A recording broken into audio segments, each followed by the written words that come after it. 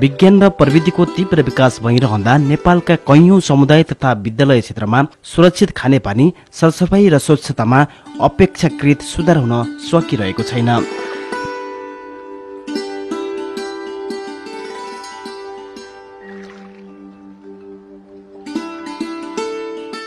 जसले मानव स्वास्थ्यमा प्रतिकूल असर पुगेको छ भने सरसफाई जन्य संक्रमणको प्रभाव बढेको छ।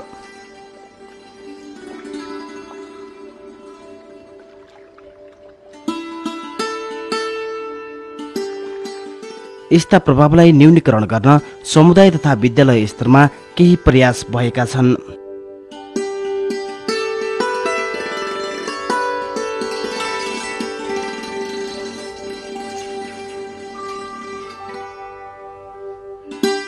खानेपानी स्वच्छ शुद्ध पिउने पानीका निम्ति हामीले फिल्टर, विद्युतीय फिल्टर जडान गरेका छौँ र बालबालिकाहरूलाई कक्षा कोठामै जारहरू राखेर पानी पिउने वातावरण र व्यवस्थापन मिलाएका छौँ।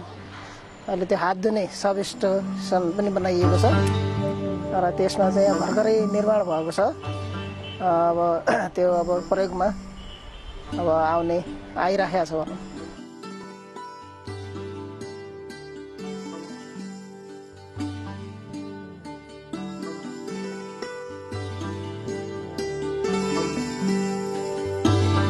बेलायत सरकार, युकेएड तथा एसएनबी नेपालको आर्थिक सहयोग एवं सुन्दर नेपाल संस्था सुर्खेतको सहजीकरणमा सबैका लागि दिगो सरसफाई तथा स्वच्छता कार्यक्रमबाट समुदाय स्तरमा आधारभूत सरसफाईको पहुँच अभिवृद्धि गर्ने उद्देश्यले विद्यालय र समुदायमा सरसफाई र स्वच्छता प्रबन्धन गर्नका लागि सन् 2010 देखि सुर्खेत जिल्लामा काम भइरहेको छ।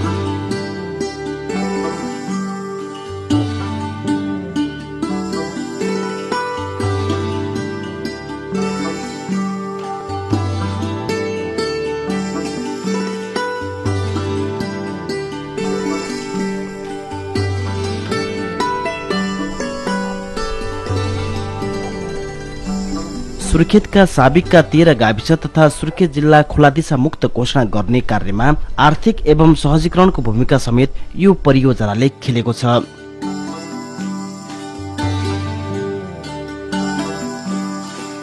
तत्पश्चात सरसफाई तथा स्वच्छताको दिगोपनका लागि कार्यरत छ।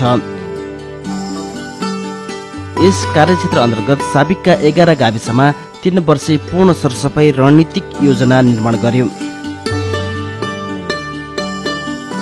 समुदाय तथा विद्यालयको सरसफाई सामग्री र सेवा पहुँच वृद्धिका लागि निजी क्षेत्रको सहभागिता बढाउन समेत सहयोग पुर्यायो। विद्यालयमा खास गरी विद्यार्थीहरूले चर्बीको प्रयोगको कुरा, साबुन पानीले हात धुने व्यवहारको कुरामा अलिक कमी देखियो र हामीले अब यो विषयलाई फोकस गर्नुपर्छ। यो विषयलाई अझै विद्यार्थीहरूले चाहिँ साबुन पानीले हात धुने अवस्था सिर्जना गर्ने र उनीहरूले चर्बीको प्रयोग गर्ने कुरालाई यो बानीको रूपमा विकास गर्नुपर्छ भनेर विभिन्न विद्यालयमा हामीले सुरुमा विद्यालय सुधार योजना हुन्छ।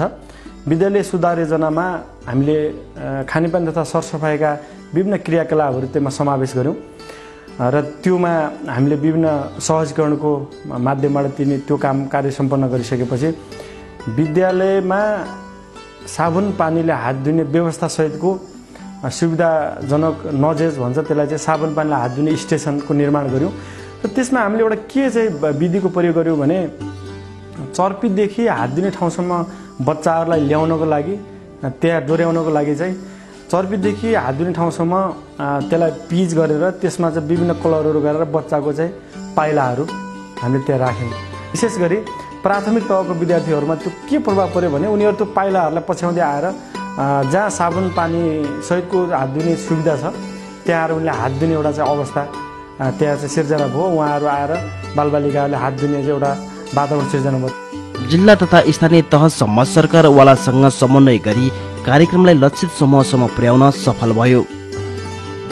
सरसफाई तथा स्वच्छता अभियान सम्बन्धी स्थानीय तहमा नीति नियम, योजना निर्माण तथा कार्यान्वयनका लागि क्षमता अभिवृद्धि गराउनमा सहजीकरण गर्यो।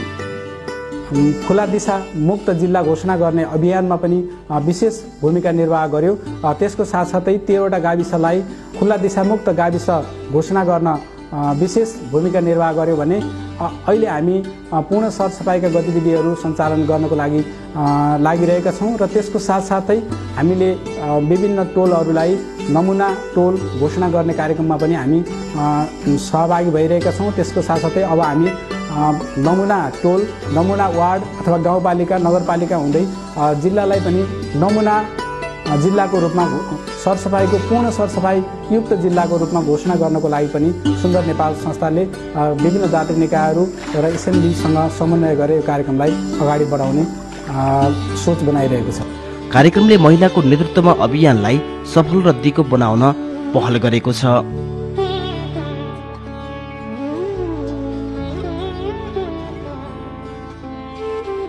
साबिकका गाविस स्तरीय खानेपानी सरसफाई स्वच्छता समन्वय समिति, महिला स्वास्थ्य स्वयंसेविका, समुदाय स्तरका विभिन्न समूह, वडा नागरिक मञ्च, नागरिक सचेतना केन्द्र, आमा समूह, बाल क्लब, युवा क्लब लगायत गरिबी निवारण कोषबाट गठित समूहलाई सरसफाई सम्बन्धी जानकारीमूलक बैठक एवं अभिमुखीकरण कार्यक्रम तथा सामुदायिक विद्यालयमा सरसफाइसँग सम्बन्धित कविता र हाजिर जवाफ प्रतियोगिता, व्यवहार परिवर्तनका सन्देश प्रवाह जस्ता विभिन्न अतिरिक्त क्रियाकलाप सञ्चालन भए।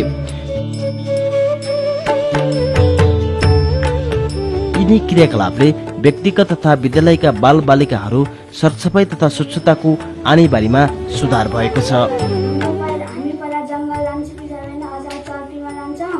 पहिला हात धुने ठाउँ थिएन, अचार खेलेर नुहाउ गरेर हात धुन्छौँ। अचार हात धुने ठाउँ पनि छ, साबुन राखेको छ। पहिला खाने पानी हुन्थेन, अचार खाने पानी छ।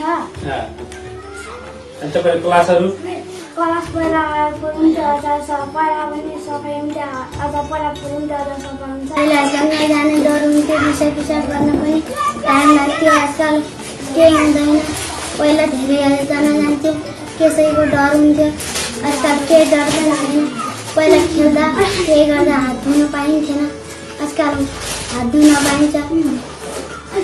पिएरलाई केही हुन्थेन, हेर्दै गयो आयो, आनन्द हुन्छ।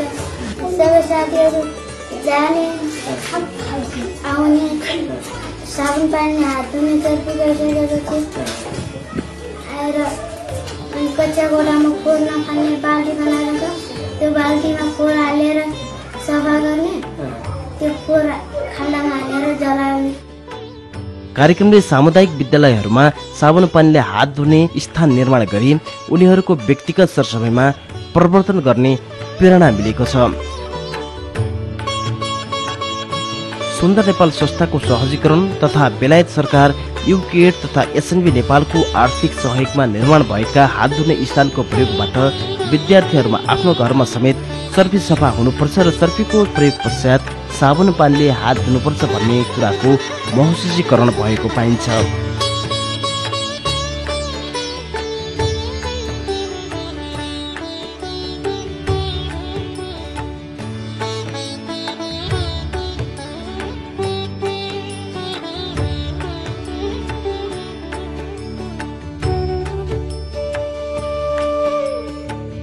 विद्यालयमा पनि साबुन पानीले हात धुने आनीबानीको विकास करिब 35%ले बढेको छ। यस्तो अभ्यासलाई अन्य विद्यालयमा समेत सञ्चालन गर्न आवश्यक देखिन्छ।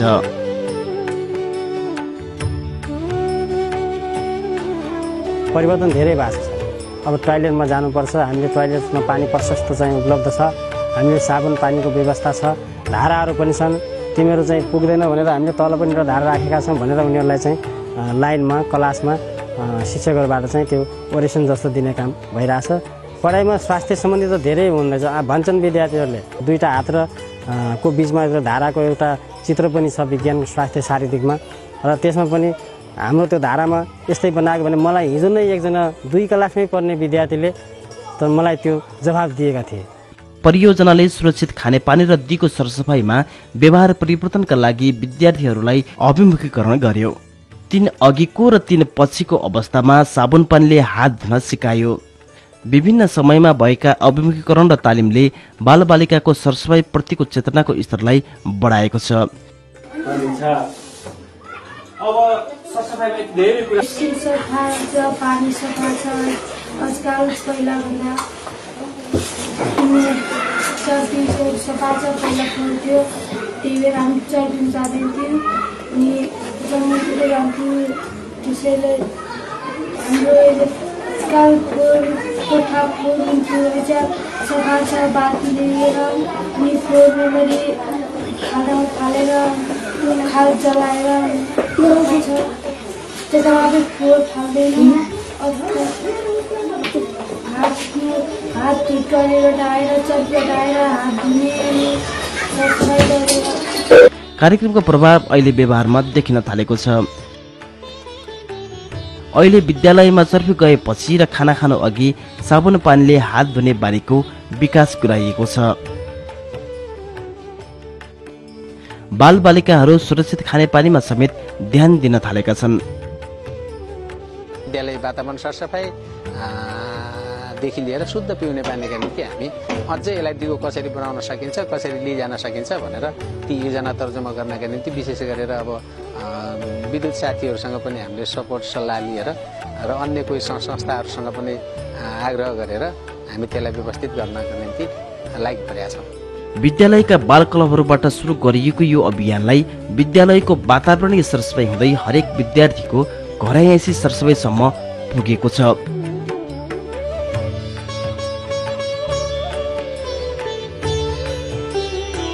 अहिले सरसफाइ नमुना टोल पूर्ण सरसफाइका लागि अग्रसर भएका छन्।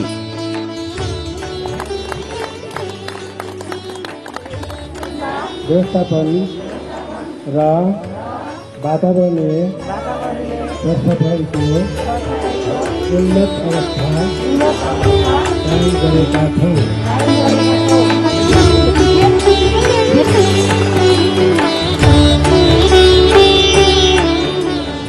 विद्यालयहरूको महिनावारी सरसफाइ व्यवस्थापन र लैङ्गिक मैत्री चर्पी प्रयोगका लागि पैरवी भइरहेको छ।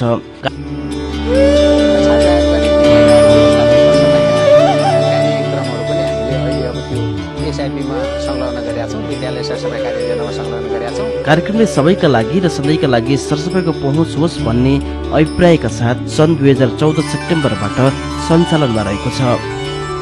चर्पीको निर्माणमा केही सुधार देखियो, तर चर्पीको प्रयोग र हात धुने बानीकोमा चाहिँ इम्प्रुभमेन्ट सुधार आउन सकेन। त्यसपछि सुधार आउनको लागि के उपाय हुनसक्छ भनेर हामीले चाहिँ हेरेका थियौँ। चर्पी को प्रयोग गरिसकेपछि चर्पीबाट हात धुने स्थानमा आउन्जेलसम्मको लागि बच्चाहरूलाई गाइडेड गरोस्, जसले गर्दा बच्चाहरू चाहिँ त्यो गाइडेडको आधारले चर्पी प्रयोग गरिसकेपछि हात धुने ठाउँसम्म चाहिँ सोझै आउन सकुन् भनेर एउटा टुल्स हुन्छ, त्यो टुल्सको प्रयोग गरियो। त्यो प्रयोग गर्दाखेरि विद्यार्थीमा धेरै हात धुने बानीमा धेरै सुधार आयो। त्यो सुधार विद्यालयमा मात्र होइन, विद्यालयमा बच्चाले सिकिसकेपछि घरमा गएर पनि साबुन पानी चाहिँ हुनुपर्छ र साबुन पानी हात धुनुपर्छ भन्ने कुरो चाहिँ बाहिर आफ्नो समुदायको घरमा पनि उनीहरूले चाहिँ लबी गर्न सुरु गर्यो। यदि त्यो टुल्स चाहिँ युज गर्ने हो भने विद्यालयमा पढ्ने विशेष गरेर साना बालबालिकाहरूको बानीमा एकदमै छिटो सुधार आउने र उनीहरू गाइडेड हुने चाहिँ देखिन्छ। यस कार्यक्रमले बालबालिकाको ज्ञान, सिप र क्षमताको अभिवृद्धि गरी समुदायको समेत खानेपानी र सरसफाइ प्रतिको धारणालाई दिगो र बलियो बनाएको छ। यसले समाजमा समेत सकारात्मक प्रभाव पारेको छ। विद्यालयबाट बालबालिकाहरूले सिक्ने र व्यवहारमा उतार्ने वातावरण दिन आवश्यक छ र यो कार्यक्रमको अभियान सबल पक्ष हो।